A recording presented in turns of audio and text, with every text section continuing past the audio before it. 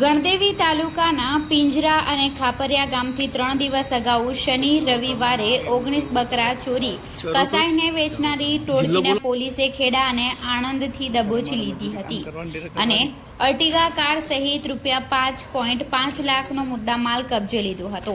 બકરા ચોરી કરતી વેળાએ કોઈ સામે પડે તો તીક્ષ્ણ હથિયારથી હુમલો કરતી આ ટોળકી સામે હિંમતનગર અને ઈડરમાં 4 ગુના નોંધાયેલા છે। ગણદેવી તાલુકાના ખાપરિયા ગામે ઈશ્વરનગરમાં 4 દિવસ અગાઉ રાત્રિ દરમિયાન ₹61,000ના કુલ 8 નંગ તો 3 દિવસ અગાઉની ચોરી થઈ હતી।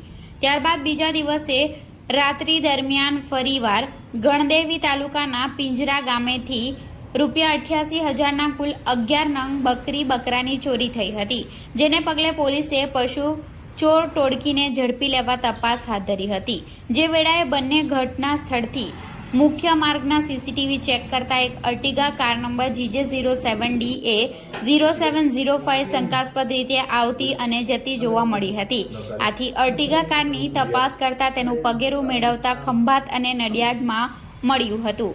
આથી પોલીસે સર્વેલન્સની મદદથી આરોપીઓને ટ્રેસ કરી દબોચી લીધા હતા, જેમાં બકરા ચોરી કરનાર સંદીપ છગનભાઈ સલાટ સોમપુરા કિરીટ ઉર્ફે ગીગી જયંતિલાલ તળપડાની ધરપકડ કરી હતી। તેઓની પૂછપરછમાં બંને આરોપીઓએ ગણદેવી તાલુકાના પિંજરા અને ખાપરિયા ગામથી બકરાની ચોરીની કબૂલાત કરી હતી। આ બંને બકરાને અશફાક અયુબભાઈ ખાટકીને વેચી દીધા હતા। પોલીસે તેની પણ ધરપકડ કરી હતી। આમ ગણદેવી તાલુકામાં શ્રમજીવી પરિવારોના બકરા ચોરીનો ભેદ ઉકેલાયો હતો। ગણદેવી પોલીસે ત્રણેય આરોપીઓ સામે કાયદેસરની કાર્યવાહી હાથ ધરી હતી। વધુ તપાસ ગણદેવી પીઆઈ AJ ચૌહાણ કરી રહ્યા છે।